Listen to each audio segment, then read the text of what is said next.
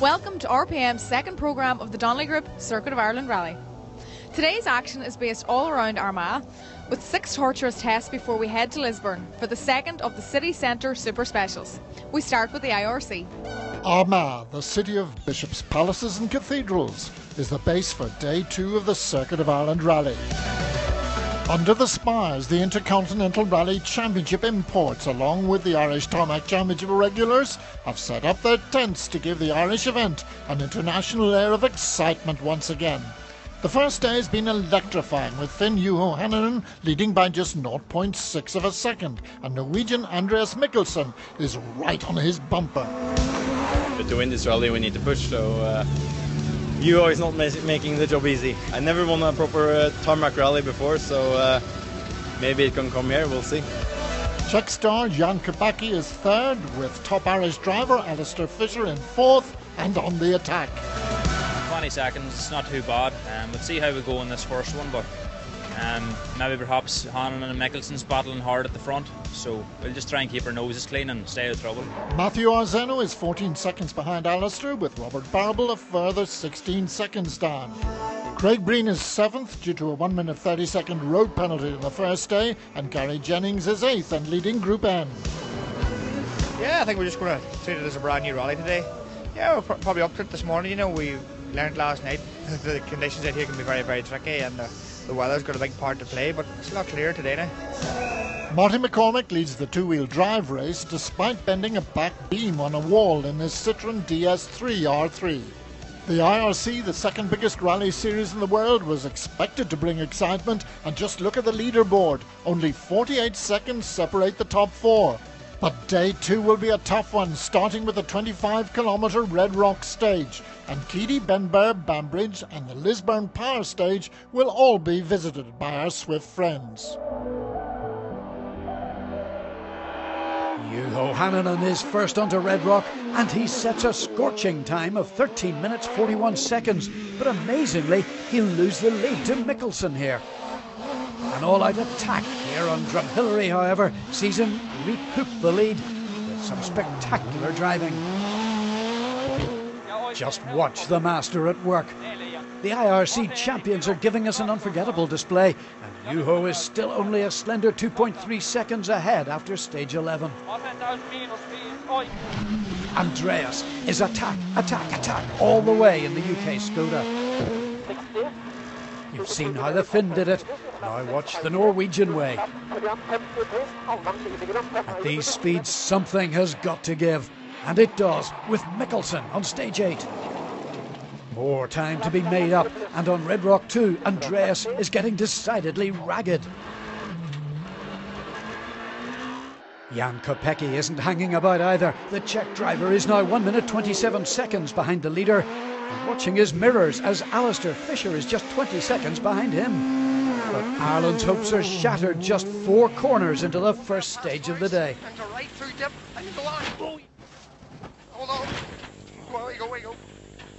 First stage this morning we just got caught out on some gravel over a 2 left, and just spot us into the bank with the back of the car and basically damaged the front left and the rear right wheel.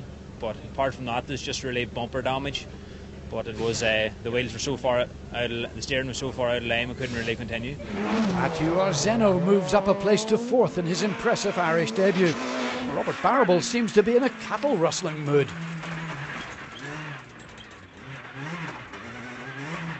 But despite this field trip, Rob is now the leading Irish driver in 5th place. Look at Craig Breen go as he moves ahead in the Irish IRC honours, wringing the neck out of his 207 Super 2000. The German and former circuit racer Sepp Wiegand must be no stranger to the catch fencing. He's 7th. 100. It's quieter in a production car, but you've got to be just as brave. Flat 2 right, brave. Into flat left 60. Flat left over crest max, brave, 200 up. Gary Jennings and Barry McNulty are 8th, and now in a comfortable Group N lead. Fast 4 right.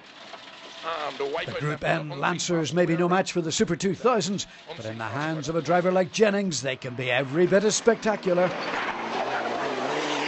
Gary has extended his Group N lead over second place Sam Moffat, who has anti-lag problems. However, the Monaghan man is impressive again, just as he was in Galway. Mark Donnelly is another extremely quick Group N merchant, but sadly he'll retire on stage 9. That helps Donna Kelly up to 3rd in Group N and 10th overall as he powers through the Red Rock stage. One right, 60, one right over crest and dip. There's no room for error on these high-speed Armagh back roads. But Donna's confidence is up in the Airtricity Lancer, and he's closing on second place Sam Moffat. 3 left and 5 right. Donna and Kevin are now just 17 seconds behind. Right tightens 2 at the pole. Marty McCormick gives a little time away here, but his DS3 is in gearbox trouble, and the French mechanics gallantly change the offending unit in a record 28 minutes. Formidable. Tommy Doyle briefly takes the two-wheel drive lead in his R3 Clio. Alan Ring retires with a fuel pump failure on stage 9. Josh, the junior Moffat, is 12th, another fast family member from the Monaghan rallying dynasty. And the Mitsubishi parade continues. We look down on Willie Mavitti in 13th place.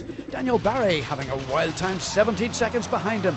But Stanley Ballantyne will retire on stage 9. Johnny Greer is 3rd in the two-wheel drive race, albeit over 2.5 minutes behind the leaders. Limerick's Kevin O'Connor leads the Citroën Racing Trophy Ireland runners in his C2R2 Max. Donegal's Joe McGonigal started the day 3rd in the Citroën race in his Maxwell C2, but is set to move up. With €3,000 at stake for first prize, there's a lot to fight for, and Joe is closing in on second place David Carney. Stage 8. And that's Carney ahead. It's easy pickings this time, as Carney's car has broken a drive shaft. Here's another unhappy crew, Alan Carmichael and Neil Doherty. One left over 2 crest jumps and tightens. Their Group N Lancer Evo 9 is suffering engine problems, and it's a rather despondent Neil Doherty who reads the pace notes. A turbo change in the second of the day's Armagh City Hotel service points will help the crew as they set about improving on their 21st place. When you're that far back, you can get a little overexcited at times. Now it's time to find out what's happening in the other and equally entertaining rally, the battle for Irish Tarmac Championship honours.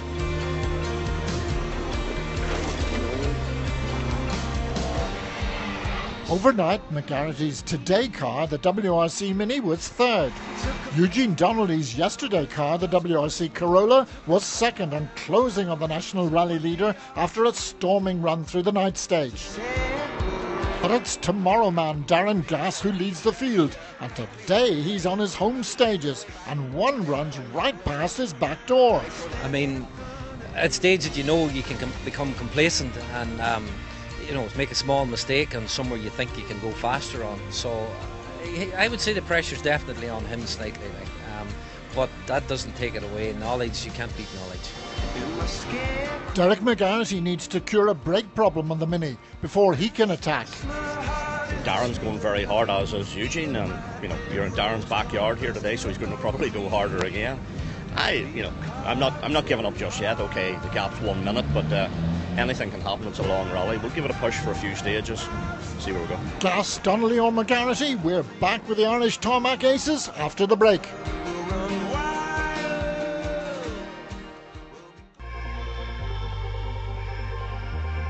The pace is up and Armagh has turned out to see its new rallying hero Darren Gass leading the national section of the Donnelly Group Circuit of Ireland Rally. And this young man is on some pace. Last 3 right, 2 left over crest, flowing through here, crest in the 40 down 5 right, back, 5 right, here. The 23-year-old is set to demoralise the opposition as he takes 36 seconds from Eugene Donnelly on this 25-kilometre stage. He also equals Juho Hannonen's second fastest overall time. Just watch Darren, co-driver Enda Sherry and their S10 Impreza go. This is not just good, it's brilliant. By stage 10, they lead by 1 minute 20 seconds. There is no doubt that Eugene Donnelly's Corolla is an older machine.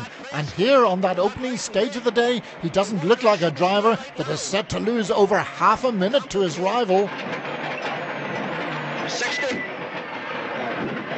The 5 times tarmac champion knew it was going to be a difficult day, and at this stage he's settling for tarmac championship points. If you could call driving like this settling for a position. 100 over the care. Slight right of the split, big jump. 80 brake, 3 right tightens over crest. And 3 left tightens over bump.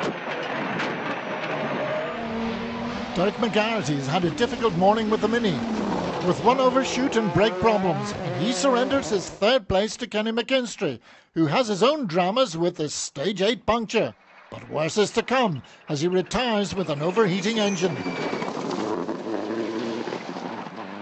Frank Kelly's Mark II also retires with a broken half shaft, but Steve Perez, who had his Lancia Stratus here last year, is now 4th and within 10 seconds of Derek McGarity in 3rd place. Adrian Hetherington and Gary Nolan are 5th and comfortably leading the two-wheel drives in the Nationals after a stormy morning. Antrim's Drew Stewart has a slipping clutch but leads the 2-litre class. But John Waring's in trouble here in the gravel, 17 seconds back in 7th place. Jeffrey Dolan's gone Hetherington Green, but he's soon to retire. And Wesley Patterson is mixing it with the modifieds in his historic Escort in 8th. And Raymond Conlon turns into Dernesai Road in 9th in his 2-litre Corolla. Ray Brammer, now 10th, gets away with it in the gravel. Trevor Ferguson leads Group N in 11th place, and he has some supporters. And Fintan McGrady, don't throw away that 12th position. Clive Kilpatrick is running out of road in 13th. As we go on board with the ever-exuberant Vivian Hamill and Graham Henderson, who are 1 place behind the Evo in their Mark II Escort. The Ballygawley driver is a loose surface expert, and this weekend, with the gravelly roads and the dirt being pulled out by the cars in front, his forestry techniques are being very useful. Turn 6 left on the wide road, 100. Vivian is having a ball, but the Mark II will not make the finish due to a mechanical failure. And 2 right long, tightens 60, and 5 right at the bottom. 60. But boy, was it fun while it lasted. Back to the leaders, and with 4 stages to go, Steve Perez holds 4th, just 10 seconds behind Derek McGarrity's Mini. Eugene Donnelly is now over a minute behind the Flying Gas. I knew we were going to struggle a bit today with Darren with the local knowledge. He is definitely on a good pace on those stages where he knows. Well, no, I'm pretty happy. It's a good place to be from a championship point of view. Good to get the points. I'm reasonably happy. I would like, obviously, to be on his pace, but I'm not. I just have to accept that. Body over bump, 2 right. Just watch this. Darren Gass is in mighty form today as he dominates the Nationals. 4 left and turn square right. In fact, his stage times would currently have him in 4th place amongst the professional IRC runners. Had a good go on them 3 stages this morning and opened it up a bit. It's just a case now getting it to the finish, I think. 1 minute 22 seconds ahead, only a disaster can prevent Gass from taking his 2nd tarmac win this season. 4 tests to go, and among the IRC runners, Donna Kelly is 17 seconds behind Sam Moffat and 3rd IRC runner in Group N. We speeded up now in the last loop, better tyre choice, pushed on a good bit, so we closed the gap to Sam a little bit. Don't know if we're going to have enough stage miles left to catch him, but certainly enjoyed the last 3. Moffat in 9th is trying to hold on, but his Evo is down on par. Gary Jennings is now 35 seconds ahead of Sam and continues to lead Group N. Yeah, real good loop that time. We quadrupled our lead in Group N, so yeah, that's what we're here to do now. So we can just keep it nice and steady to the end. It should be a good day. The 22-year-old German Sepp Wiegand is 7th at this point, with Robert Barrable 6th and content with that position in the Skoda Ireland car. My plan is just going to stay where we are. We're happy enough. We're not going to take any big chances. It's close to the end, so just a matter of getting the car home now. Craig Breen is the top Irish driver in 5th. It's been a great recovery. Yeah, we made some big steps forward into the last service and made some changes to the rear damper. So it's the car is performing a lot better now, and we've made some inroads into the. Obviously we got ahead of Robert now into the top 5. So it's a positive step, which is probably the first positive step we made in the rally. So I'm quite happy. Teammate Mathieu Arzeno is an impressive 4th. The Peugeots, however, not seeming to have the legs of the Skodas ahead, as Jan Kopecky looked secure in 3rd. Andreas Mikkelsen is not settling for secure. He's just 2.3 seconds behind the leader and going for it. We closed the gap to Juho. We had a big attack the second time through the stages, and a big push. So it will be interesting for the last 4 stages. The next 2 stages are around Lisburn. It's a spectator stage, but it's more important now because the rally's so close. Yeah, we can't afford to lose anything there. We need to attack and do the best job we can on the stage. Over 10,000 people flocked to Lisburn city centre in 2011 to watch the power stage in the sunshine. The sun may have departed, but the interest hasn't, with Finnish, Norwegian, Czechoslovak, German and French drivers in their Super 2000 cars adding to the high-speed spectacle. There are 2 runs over this power stage and then 2 final stages to home, as we honour this year's trophy winners on the Donnelly Group Circuit of Ireland Rally. The drizzle hasn't dampened the crowd's enthusiasm, but it has changed the road surface as the leader, Hannanen, sets off on his first run. Some say you can't win a rally on this type of test, but you can lose one. Oh boy, was that about to come true. Andreas Mikkelsen rockets off the line, intent on reducing that 2.3 second deficit. It's a mystery mishap, and that heavy impact has dazed the Norwegian. What went wrong there? Could it have been a wrong note or just that greasier surface? The Skoda driver continues but drops 40 seconds and the circuit win has gone. Fun for all at Lisburn then, except Andreas.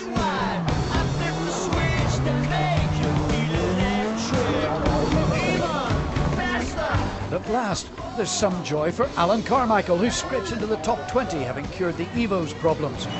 And so to the other IRC category winners. Joe McGonigal is the fastest 2-wheel drive and an amazing 8th fastest in the IRC around Lisburn. He sets another cracking time here on the Banbridge stage to end the rally in 18th place and 2nd of the Citroën Trophy runners.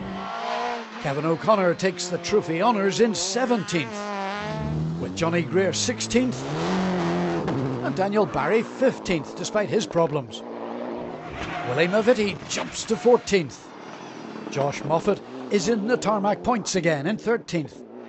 And Tommy Doyle is 12th and 2nd in the 2-wheel drive race. Marty McCormick wins the 2-wheel drives in 11th and the Colin McRae Vision Trophy for his spectacular drive. Sam Moffat slipped to 3rd in Group N, but 10th overall is an excellent result for the Motorsport Ireland Coleman Award winner. After their slow start, Donna Kelly and Kevin Flanagan speeded up to finish just 4.6 seconds ahead of Sam and grabbed some useful tarmac points from the Monaghan driver. Flat one out of the fence. Gary Jennings in 8th looks in good shape to defend his Tarmac Championship Group N title with his 2nd production win in a row in 2012. Yeah, it's great. It opens up a lot of other things you can do as well. There's more rounds of IRC. There's what people are talking about here that would like us to go over. So that's fantastic. But yeah, also to extend their lead in the Tarmac Championship is even better. So yeah, good weekend. Sepp Wiegand is a fine 7th on his first taste of these roads, with Robert Barrable finishing 6th in the Skoda Ireland car. Craig Breen's childhood hero, the late Frank Marr, won the circuit in 1992, and now Craig is 5th and the top Irish finisher. Yeah, delighted to come home to the finish, and yeah, to be first Irishman home is a good thing. It was 20 years ago since my hero won the rally, so to finish back top Irish, it's a good feeling. His teammate Mathieu Arzeno also impressed in 4th place. Yes, I'm very happy. It's a difficult but beautiful rally, and I'm very happy to be at the end of the rally because it's very, very slippery and difficult to finish. Jan Kopecky didn't put a wheel wrong all weekend and completed a 1-2-3 for Skoda. Andreas Mikkelsen gave it everything, but it was that Lisburn hairpin that almost KO'd the Norwegian. The two Skoda IRC champions had the Irish fans on their toes throughout the event. In the end, something had to give, and it did in Lisburn. We made a mistake and we hit the bales quite hard, so we lost a lot of seconds. So it's a shame. It was a big fight with Euro. My hat off for him. He had done a fantastic rally and big fight all weekend. I enjoyed it very much, and I must say the pace myself and Euro had this weekend is maybe a little bit too crazy for this type of road. But Juho Hannanen becomes only the second driver from outside Britain and Ireland to win this rally, and on his very first attempt. I think this is one of the most difficult tarmac rally, at least in the world. I cannot say in the world, I haven't done so many, but what I have done, kind of compare for those one. And first time, as you say, over here, only 2 times on Recce, and after Recce I was quite confused. I don't know what I should do over here. Stages feel so difficult, but with the rally car I felt much more confident. I really enjoyed. I was even able to enjoy and have fun, so it was the main thing. An amazing result for the Flying Finn and an amazing display, but there are other winners as we round up the national rally, and Arnie Litton takes Class 3 with Peter O'Kane, the Class 1 winner. Davy Armstrong does some bale bashing in Lisburn as Raymond Doyle takes Class 5. Chris Sims wins Class 6. And Clive Kilpatrick, Class 9B in his Evo 5. Group N winner and 10th overall is Trevor Ferguson. John Waring is 9th overall. And Ray Brammer climbs to 8th behind Wesley Patterson's historic Mark II. Drew Stewart is 6th and wins Class 7. And Adrian Hetherington 5th and top two-wheel drive in the National. 4th place is Steve Perez's reward, despite a late trip into a field, whilst Derek McGarity is fastest of all round Lisburn, on his way to 3rd. And Eugene Donnelly claims another 2nd place. 2 different cars, 2 very different types of events, and the same winner on the 2 of them, and I'm 2nd on both of them as well, so I hope that's not the way it's going to continue. We'll go to Killarney now, and I'm not just quite sure what car we'll be in, but